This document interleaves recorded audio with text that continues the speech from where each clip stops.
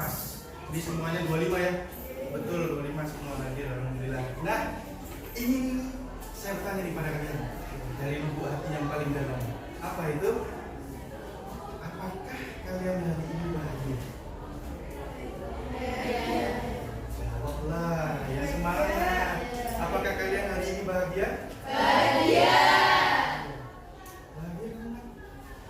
Hari ini bahagia, alhamdulillah. Yang belakang siapa namanya tadi? Saya lupa. Mujib ya?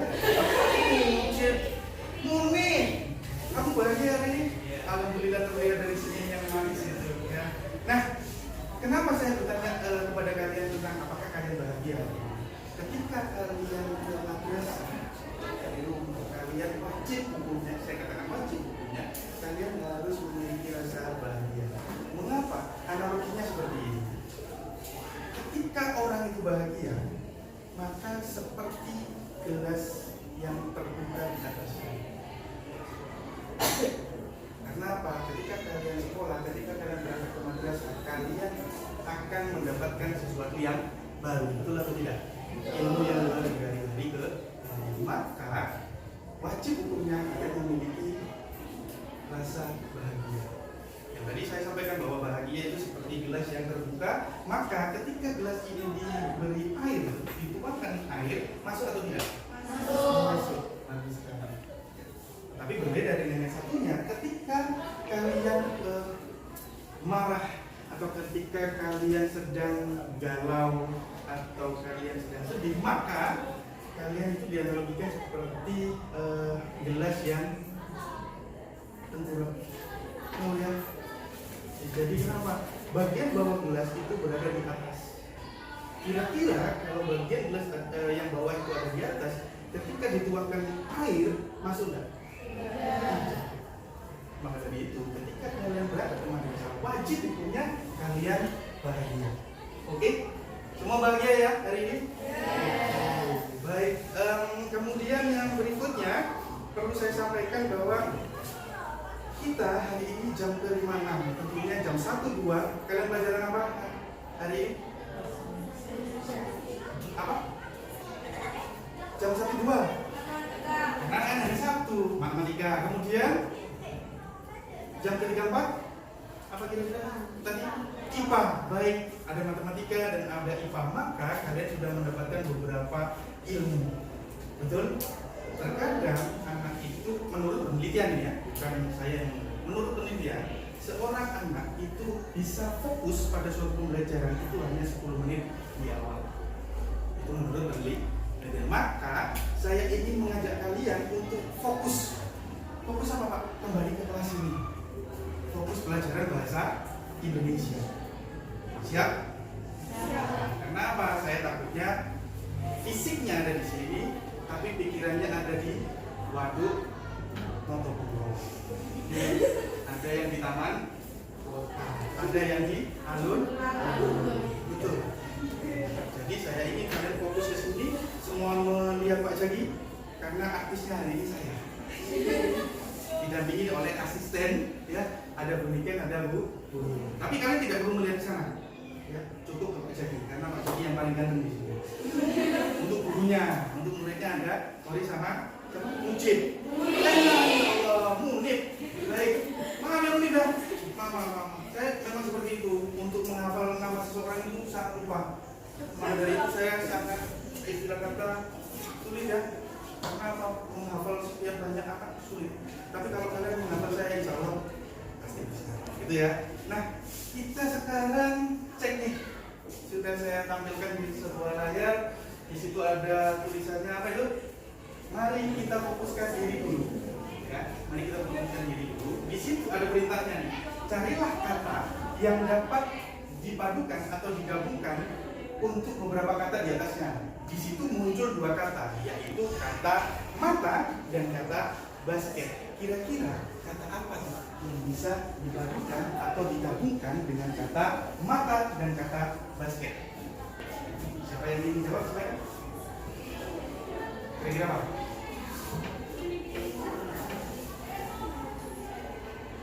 Saya kasih contoh dulu ya, biar kalian wah ya, apa?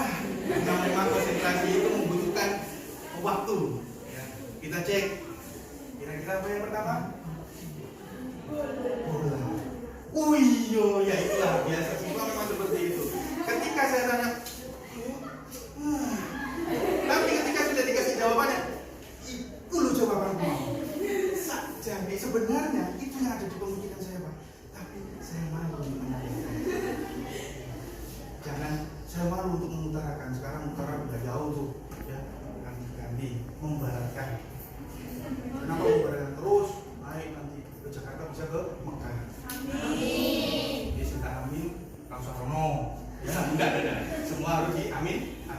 Karena apa? Kata-kata merupakan doa. Oke, kita lanjut yang berikutnya ya. Boleh? Kalau nggak boleh saya pulang nih. Boleh ya? Boleh. Oke, yang berikutnya ada kata rias dan ada kata boga. Kira-kira, kata apa nih yang bisa muncul? Apa? Bagus sekali. Coba kita lihat apakah benar kata. Oh, tepuk tangan untuk Aida. Namanya siapa? Anggita. Ya. Anggita ini sangat manis sekali sesuai dengan senyumannya. Ya. Tapi saya tidak bisa. Kalau masuk di kelas ini saya sangat suka, mulai dari bulan Juli sampai sekarang. Saya itu selalu teralihkan dengan salah satu anak yang namanya Nurul. Ya, kenapa? Karena persis mantan saya. Kita lanjut ya, boleh ya? Boleh lanjut ya. Siapa yang lainnya? Berarti kalian memasuki satu fase naik, ya. Fokus kalian sudah 50%. Ya, kalau di sini ada kata rumah, bagus sekali. Coba kita lihat. Iya. Tepuk tangan untuk kalian. Sudah mulai masuk ya? Sudah mulai bisa menyesuaikan dengan Pak Jaki, ya. Tadi disampaikan bahwa yang pertama apa yang tahu saya, ternyata jawabannya adalah bola. Kemudian yang kedua ada yang sudah menyampaikan yaitu Anggita itu dengan kata mata. Kemudian yang berikutnya ada kata rumah makan dan rumah sakit. Boleh yang terakhir? Boleh ya?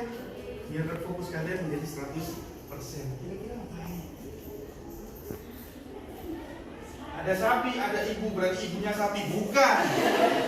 Apa? Lah, coba kita lihat ya. Apakah jawabannya benar? Ya, iya katanya.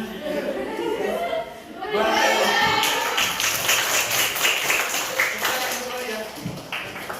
Memang kalau model seperti ini yang laki-laki itu langsung. Kok pas, kok gitu kan. Tapi tidak traveling kemana-mana kan ya? Enggak, karena ya seperti itulah ya.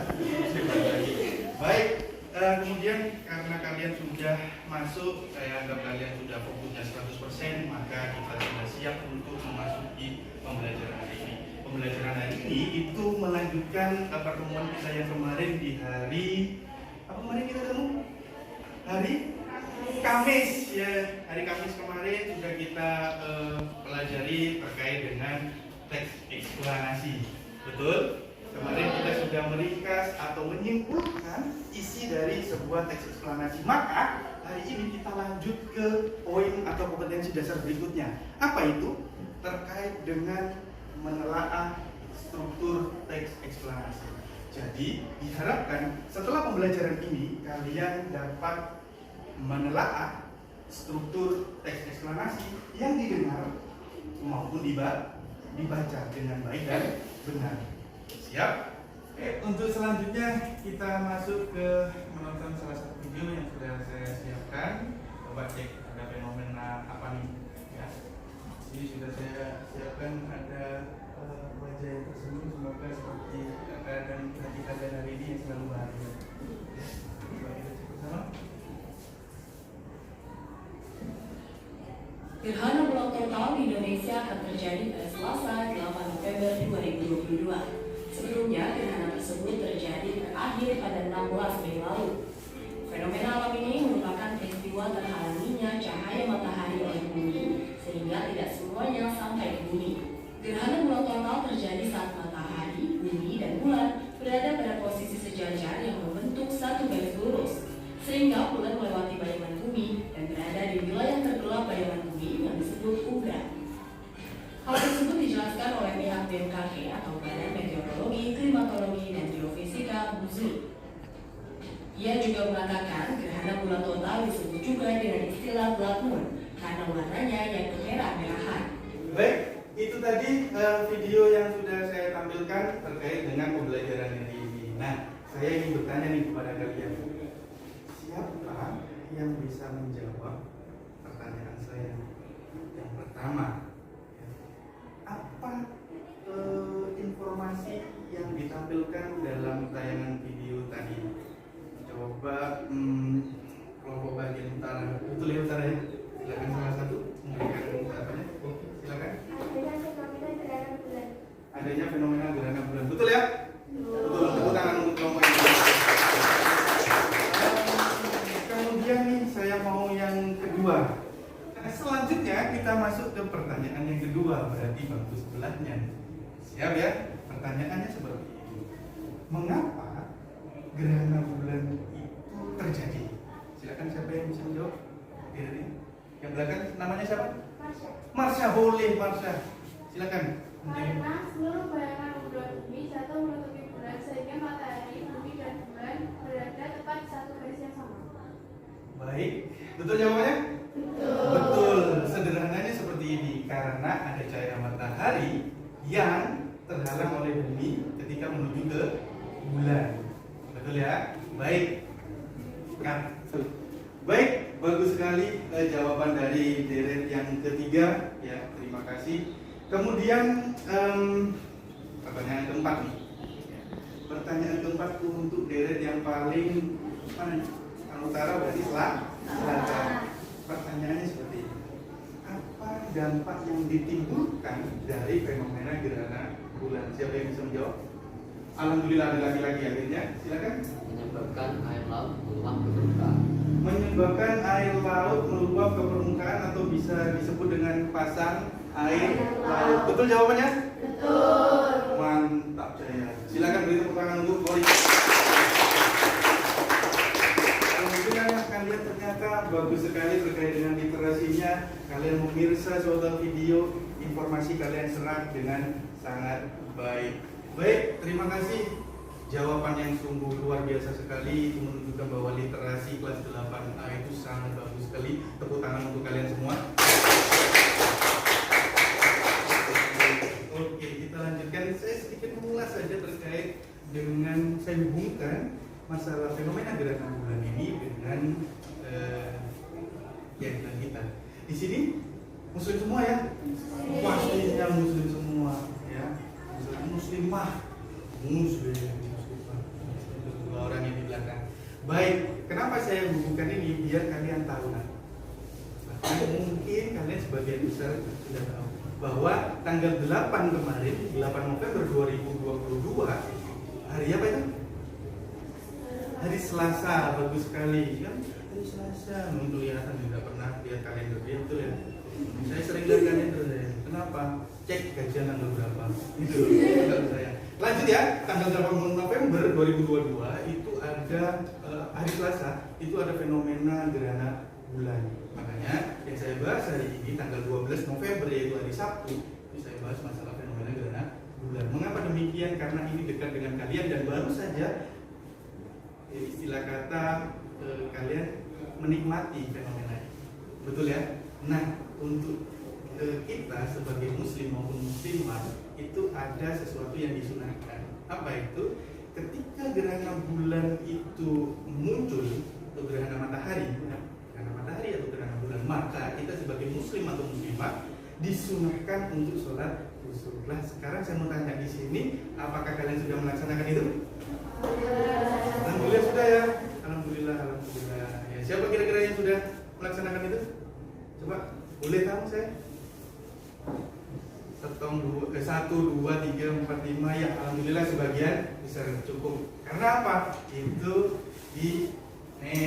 karena ini hadis saya tidak berani untuk menginterpretasikannya ya, karena saya harus membaca. Sesungguhnya matahari dan bulan adalah dua tanda kebesaran Allah. Dan ia tidak akan mengalami gerhana disebabkan mati atau hidupnya seseorang. Ingat ya. Kemudian apa? Jika kalian melihat gerhana keduanya baik gerhana bulan maupun gerhana matahari, maka berdoalah kepada Allah dan dirikanlah sholat seperti yang saya sampaikan tadi. Itu keterkaitan antara pembelajaran hari ini terkait dengan fenomena gerhana bulan dengan ajaran Islam. Ngerti nggih? Nah, jadi yang belum melaksanakan itu silakan karena ini sunnah. Kalau dikerjakan dan akan mendapatkan pahala. Oke, kita lanjut ke poin berikutnya. Itu tadi terkait gerhana bulan dengan ajaran Islam. Nah, sekarang kita masuk ke poin yang berikutnya. Kita munculkan contoh teks eksplanasi. Sekarang bentuknya visual saja, tidak ada suaranya. Coba kita lihat bersama bagaimana contoh dari mana. Nah, ini kelihatan dari belakang? Kelihatan ya. Kalau nggak kelihatan, bilang nggak kelihatan. Ya, biar saya lebih mudah menyampaikan. Ini coba kalian baca di paragraf yang pertama. Silakan. Baik, tadi kalian sudah membaca satu paragraf yang ada di teks eksplanasi, paragraf pertama. Siapa yang di sini bisa menyampaikan informasi apa yang dimunculkan di paragraf pertama? Silakan, siapa yang bisa menjawab? Baik. Paragraf 1 membahas tentang gerhana bulan merupakan salah satu fenomena alam yang sering kita jumpai. Baik, oke, jawabannya bagus sekali. Karena apa? Di dalam paragraf yang pertama, kalau kita baca bersama, itu membahas tentang fenomena apa yang disampaikan, fenomena apa yang sedang dibahas. Kalau di sini membahas masalah gerhana bulan. Ya, kita masuk ke paragraf yang kedua dan paragraf yang ketiga. Coba kalian baca secara bersama-sama. Baik, setelah kalian membaca di paragraf kedua dan ketiga, sekarang siapa yang bisa menyampaikan informasi yang termuat di dalam paragraf kedua dan ketiga? Silakan. Baik, silakan. Jadi di paragraf kedua dan ketiga menjelaskan terjadinya gerhana bulan total dan juga disampaikan kepada muslim atau muslimah disunahkan untuk melaksanakan sholat gerhana. Baik, bagus sekali. Boleh tepuk tangan untuk. Kalian sudah membaca di paragraf yang ketiga. Maaf, paragraf yang keempat, betul ya? Karena tadi sudah paragraf kedua dan ketiga, sekarang paragraf keempat. Nah, untuk paragraf keempat ini informasi apa yang muncul? Silakan, siapa yang bisa menjawab? Ya. Paragraf 4 berisi kesimpulan dari paragraf 1, 2, dan 3.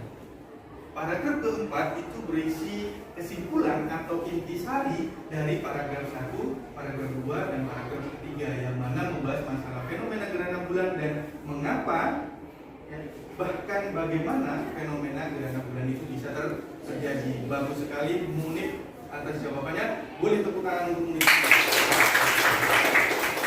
Baik, terima kasih. Ketika kalian sudah membahas paragraf 1, paragraf kedua, 3, dan paragraf keempat, tadi sudah disampaikan bahwa paragraf pertama itu berisi tentang topik yang sedang dibahas. Kalau eksplanasi berarti terkait dengan fenomena alam maupun fenomena sosial. Namun yang hari ini kita bahas adalah fenomena alam. Betul? Yang paragraf pertama. Paragraf kedua, 3 itu membahas tentang bagaimana dan mengapa terjadi yang namanya gerhana bulan. Betul?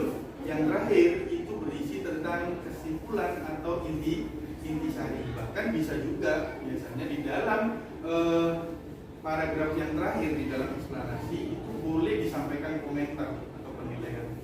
Itu ya. Nah, ini sesuai dengan struktur teks eksplanasi. Mengapa demikian? Kalian pernah mempelajari struktur enggak? Pernah ya, di teks-teks yang lain misalkan pantun itu berarti ada sambiran dan ada isi. Kalau dianalogikan seperti ini, kalian pernah enggak melihat sebuah gedung dan lain sebagainya? Pernah? Mungkin di sekitar kalian. Nah, itu anggap saja ada 3 besar bagian. Yang pertama bagian bawah yaitu fondasi. Kemudian bagian yang kedua adalah bagian rangka, bagian tengah. Kemudian yang terakhir adalah bagian atap. Nah, bagian atas atau bagian atap. Tentunya antar bagian ini saling bekerja sama satu dengan yang lain sehingga bisa membuat suatu bangunan yang kokoh. Kira-kira apakah bisa Pak tukang itu membuat sebuah bangunan dari bagian atapnya dulu. Bisa ya? Kenapa? Karena Pak tukang bukan ahli wes langsung jadi naik dengan atapnya, rangka dulu, nggak mungkin. Pasti dari yang namanya pondasi. Setelah pondasi kemudian baru naik ke bagian rangka atau bagian tengah. Ya, kalau di sini misalkan ada bagian tembok tuh, ada bagian pintu dan sebagainya. Kemudian yang ketiga adalah bagian atap. Oke, sampai sini paham? Itu analoginya. Jadi antar bagian struktur ini saling bekerja sama. Yang mana untuk penyajiannya itu secara sistematis atau berurutan. Nah, sekarang saya mau munculkan nih, di dalam teks eksplanasi ada 3 struktur yang membentuknya. Apa itu? Boleh kalian catat di buku tugasnya. Yang pertama itu terkait dengan pernyataan umum atau terkadang itu dikenal dengan identifikasi fenomena. Kemudian yang kedua itu deretan penjelas. Dan yang ketiga itu adalah interpretasi. Itu kalian di rumah itu sebenarnya sudah membaca ya, karena saya tahu tingkat literasi kalian sangat bagus sekali. Kemungkinan kalian di rumah sebelum bertemu dengan saya pasti sudah membaca. Tadi sudah saya sampaikan ada 3 bagian struktur dalam teks eksplanasi. Yang pertama pernyataan umum atau identifikasi fenomena. Yang kedua adalah deretan penjelas. Yang ketiga adalah interpretasi. Coba kita cek bersama apa isinya. Di depan itu sudah saya tampilkan apa yang sudah kalian kerjakan atau sudah kalian jawab. Ya, coba langsung ke contohnya. Pernahkah kalian menyaksikan gerhana bulan? Gerhana bulan merupakan. Nah, kalau kita baca bersama di contohnya, maka itu tadi dijawab dan oleh siapa?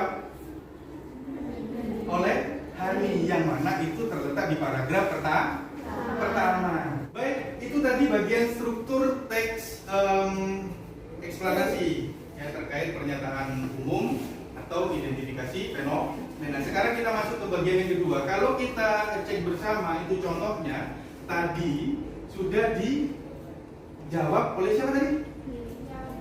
Siapa namanya? Tia. Iya, mana Tia? Lia, mana Lia? Oke, baik ya. Tadi sudah dijawab oleh Lia.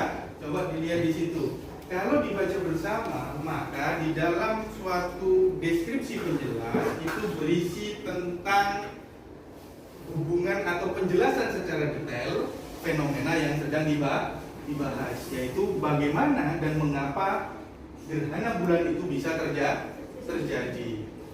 Maka pengembangannya menggunakan model kausalitas maupun menggunakan model temporal. Itu tadi bagian yang kedua. Nah, sekarang kita masuk ke bagian yang ketiga, yaitu interpretasi. Ketika kita lihat, maka ini merupakan jawaban dari Munib. Ya sudah, Munib kan namanya ya? Iya, ya, saya sering kali salah karena Mujib. Saya tahu ada Mujib, ternyata namanya Munib. Bagus. Tadi disampaikan oleh Munib bahwa di bagian eksplanasi, ya, di paragraf terakhir itu merupakan bagian penutup yang mana berisi intisari atau kesimpulan dari fenomena yang sedang dibahas, yaitu gerhana bulan. Itu tadi penjelasan saya terkait dengan struktur teks eksplanasi, yang mana kalian sebenarnya sudah menemukan dari apa yang kita bahas. Betul atau tidak? Paragraf pertama, paragraf kedua dan ketiga, paragraf yang keempat tadi sudah dibahas bersama, kalian menemukan dengan sendiri, kemudian dibimbing oleh saya. Nah, sekarang ada yang berbeda. Saya tahu bahwa kalian itu memahami, sangat paham masalah struktur teks eksplanasi. Namun, saya ingin kalian lebih diperkuat. Maka, mari berlatih. Ya, sekarang kita kerja kelompok. Aturannya seperti apa? Seperti ini. Ya, nanti kalian berhitung tuh, mulai dari sebelah kanan saya, si Painem 1, 2, 3, 4, 5. Setelah angka 5, maka kembali ke nomor 1. Oke? Bisa dipahami? 1, 2, 3, 4, 5, 1, 2, 3, 4, 5, 1, 2, 3, 4, 5 sampai terakhir. Siap? Silakan. 1, 2, 3, 4, 5, 1, 2, 4, Cut. 3. Baik, sudah ada pembagian ya 1 sampai 5 karena 25, maka di kelas ini ada 5 kelompok yang mana satu kelompok berisi 5 orang. Nah, sekarang silakan yang mendapatkan kelompok atau angka 1, maka dia berkumpul dengan sesama angka 1. Di bagian mana? Di bagian utara. Angka 2, angka 3, angka 4 dan angka 5 ada di belakang. Sudah siap? Ya. Saya butuh waktu 1 menit, silakan dikerjakan mulai dari sekarang. Baik, terima kasih sudah. Ini saya sudah berkumpul dengan kelompoknya ya. Yang 1, 2, betul ya? 3, 4 dan yang terakhir 5. Untuk Bu Uyuk dan Bu Niken mungkin bisa dibagikan teksnya dan juga LKPD-nya. Jadi nanti silakan di situ ada 3 teks ya yang diberikan, kemudian LKPD-nya ada 2. Kenapa ada 2? Karena 1 yang untuk arsipnya. Nanti di LKPD-nya itu ditulis jawabannya yang sama ya, antara 1 dengan yang kedua. Karena kalian kelompoknya 5.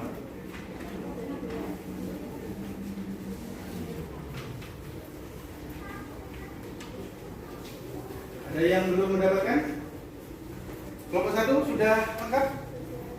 Sudah ya? Bisa diangkat yang sudah dapat. KPD-nya ada 2.